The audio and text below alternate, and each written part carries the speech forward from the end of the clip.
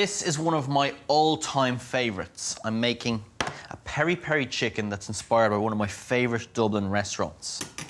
Now, it's really simple to do. The first thing we're going to get onto is we're going to break down our chicken.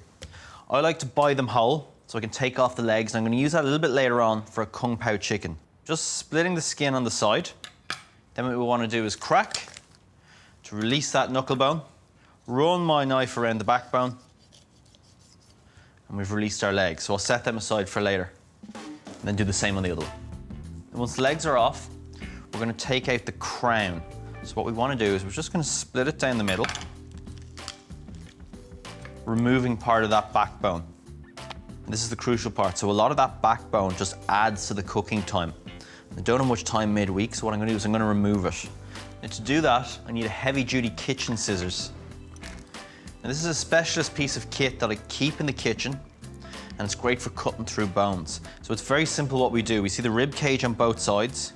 It takes a little bit of elbow grease, and I just want to cut through the rib cage and behind the end of the wing. And just by removing that, we've saved ourselves about a half an hour in cooking time. Then we do the same with the second chicken. Now, when they're released, we flip the birds over. They're ready to go. We have our legs for later on. I need to clean everything down thoroughly.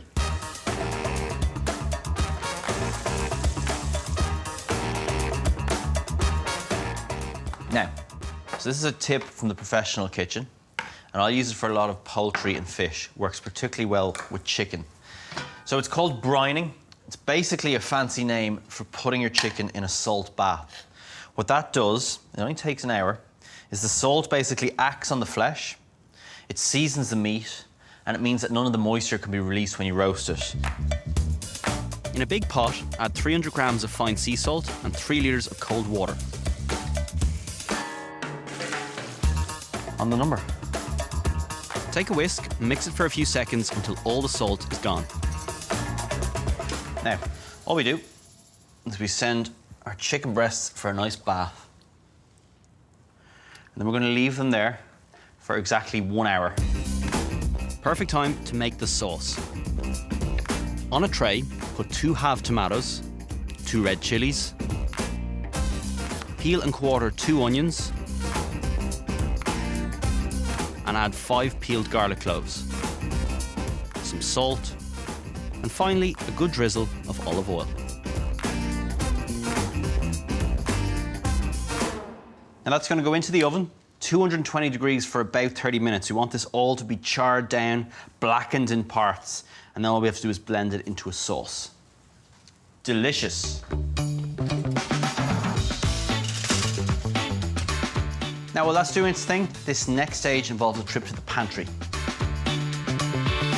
For the classic Piri Piri seasoning, we're using roughly 2 tablespoons of smoked paprika, dried thyme, and garlic and onion powder. Finally, I'm going to add about a teaspoon of chili powder. Some salt, black pepper, and give it a good mix. I'm not going to use my hands for this one because it's full of chili powder. Now, time to check how the sauce base is doing in the oven.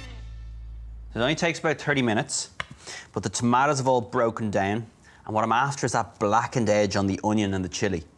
Now, it's not going to taste burnt. It's just going to be really, really caramelised, and it's going to give a lovely colour to our final sauce.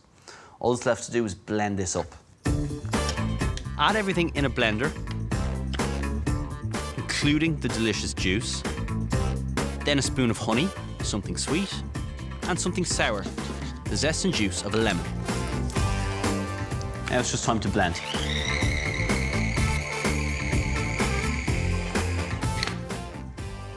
Oh yeah, this is exactly what we're after. So have a look at the texture and the shine on this. It's nice and thick, almost like a puree. It just falls off the spoon. Ooh. And like all good piri piris, it packs a punch. Place the sauce in a bowl for later. Now, it's great as a glaze for our chicken here, but it's also a delicious sauce to make in bulk and have in your fridge for lots of different dishes. Now, back to our chickens. So they have been brining for an hour.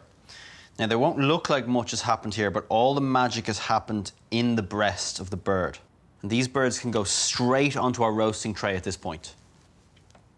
key point here is we just get a little bit of paper towel, and I just want to pat the skin dry. So just get it on there, take off any of that excess moisture. The reason we're doing this is I want to get that skin nice and crispy.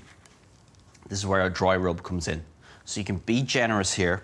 What we want to do is make sure as much of the exposed skin and the wings are covered in this beautifully coloured rub. Do a quick clean down.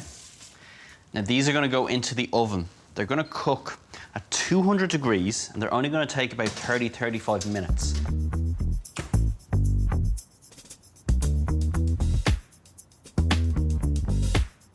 Now, we're halfway through the cooking time, so it's time to paint the birds. And the reason we do this now is so that we get a nice glaze, but it doesn't burn. If I put this on at the beginning, it will be blackened by the time the chicken's cooked. Beautiful. That's gonna go in, cook for another 10 to 15 minutes. That's just enough time to make our salad. Now, I'm using chicory. A little bit of a different ingredient, but it goes really, really well with piri piri chicken. It's got a touch of bitterness to it, which I like, and it's nice and crisp and fresh. For the dressing, add a teaspoon of whole grain mustard, the juice of half a lemon, a touch of honey, and some extra virgin olive oil. Then stir it well. With the chicory then, all we're doing is we're taking off the base and then just folding off the leaves. So look at those beautiful colours. I've got red and yellow chicory here. It's a little bit more expensive than your plain salad leaves, but it's worth the extra spend. And the more you get into the middle, the crispier and the juicier those leaves get. And before I dress, I'm just going to add a touch of sea salt and a touch of black pepper. Just get them nicely coated in that dressing. Now once those leaves are dressed, just line them up neatly in a bowl. That's our salad ready. Time to serve the chicken. Oh! So, 35 minutes later, they look amazing.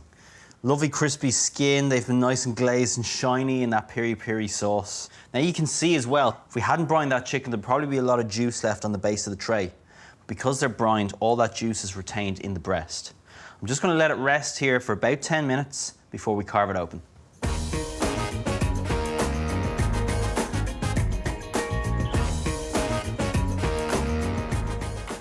After that, all you have to do is carve and serve it up.